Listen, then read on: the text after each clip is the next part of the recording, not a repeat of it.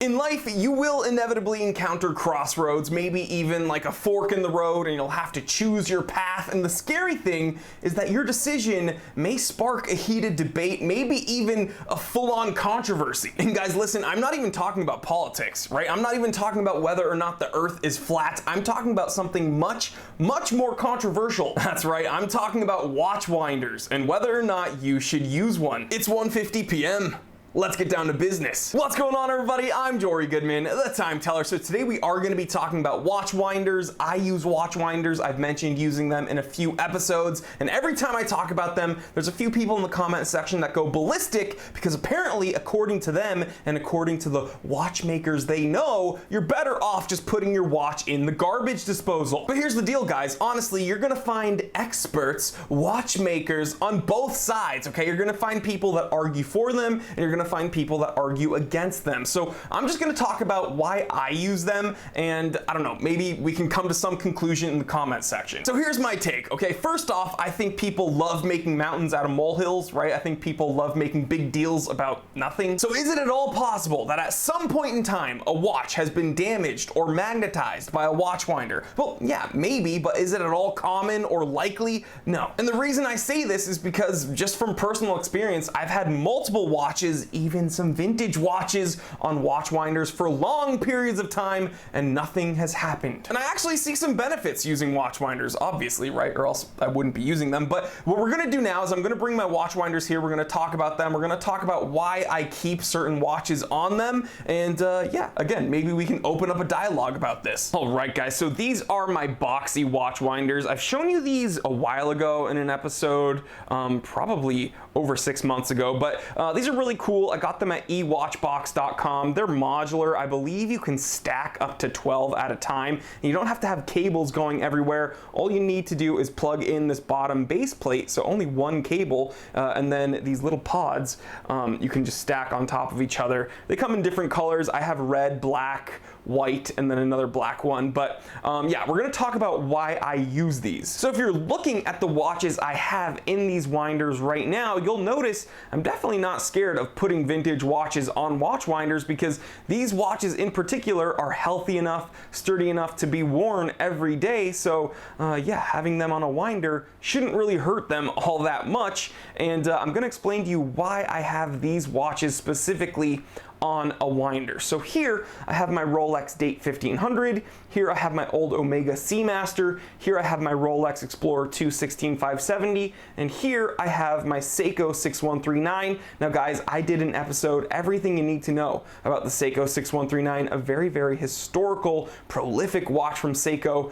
So if you haven't seen that episode, please click the link in the description below and watch it. All right, so the first reason I love keeping these watches on a winder is just so that I have that peace of mind that everything is lubed up properly, everything's running smooth as silk. You know, these watches, the worst thing you can do is to just leave them in your watch box just resting and dying, because then the internals kind of get gunked up and they become immobile and it's just a headache. I'd rather know everything is smooth as silk, everything is right as rain, and that's why I love having them running on a watch winder. And the second reason I love keeping these watches in particular on a winder is because these two Rolexes right here, the Date 1500 and the Explorer 2 16570, as much as I love them, they do not have quick set functions for the date. And what I don't like doing is, you know, having these die and then who knows how much time has passed since you last wore them, and then you have to manually cycle through the movement to change the date, and that is much harsher on the movement than to just have the date change organically. And the best way to make sure it happens organically is to keep them running, and the best way to keep them running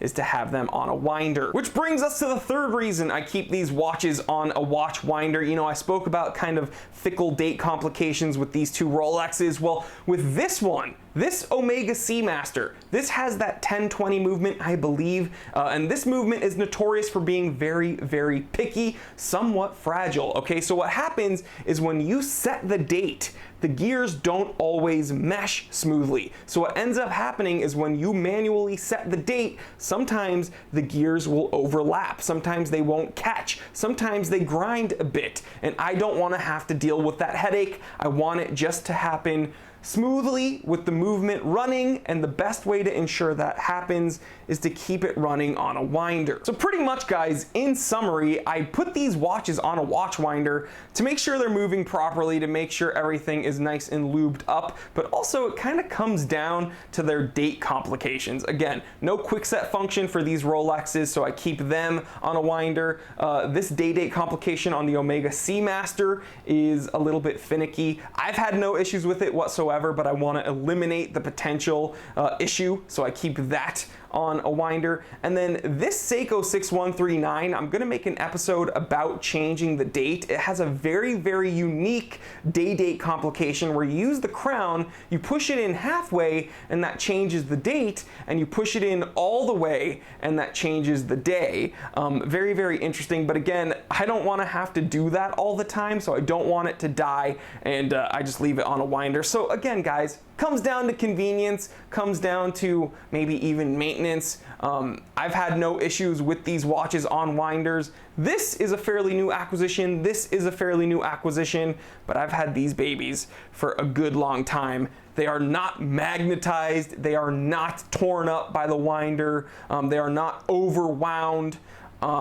Yeah, they're running perfectly fine, and I see no issue whatsoever. And there you have it, guys, my little watch winders and the watches that I keep on the watch winders. Again, I don't think there's any damage being done, but what do I know? I'm sure I'll get some experts in the comment section letting me know otherwise. Ugh, Time Teller, you're an idiot. I'm so surprised you have a YouTube channel talking about watches when you don't know anything.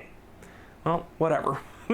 They're my watches, so I'll destroy them as I please. But anyway, if you're interested in these watch winders in particular, again, they're the boxy fancy brick watch winders. I got these from ewatchbox.com. I know there's a ton of different watch winders out there to choose from, but these are far and away my favorite. Again, not only are they kind of futuristic, modern looking, they're also super modular and just really convenient. If I want to take these down and put them in the safe, I can just pop off a pod and throw the whole thing in the safe, and I don't have to mess around with any wires. I don't have to unplug them. There's only one cable going to this little base plate, and yeah, it's just super duper convenient. But let's continue this discussion in the comment section. Maybe we can share some information with each other and come to some conclusion, although, you know, I'm sure there's going to be arguments for both sides, so let's keep it civil, people. But yeah, I love these things. I'm going to continue to use them, and yeah, that's my take. And as always, I want to thank you so much for checking out the Time Teller shop. I've just recently added a ton of new watches to that store, so click the link in the description below and shop around. You might even find these boxy fancy brick winders there, so definitely check it out. Helps the channel a ton when you do that, so thank you. And if you're new here, if this is your first time joining us here at the Time Teller channel, I want to say thank you so much for stopping by. Go ahead, click that subscribe button. It takes 1 second and it helps me out a ton. And while you're at it, you can go ahead and click that little bell icon so you do not miss an episode of the Time Teller. There's just so much more awesome content on the way, and you don't want to miss it. I'm telling you guys, please like, comment, and subscribe. Share this with other watch enthusiasts, other people that you think would enjoy this. I'm Jory Goodman, the Time Teller, and always remember, I didn't invent time. I just tell it. Isn't it funny, guys? I'm wearing a quartz watch talking about watch winders.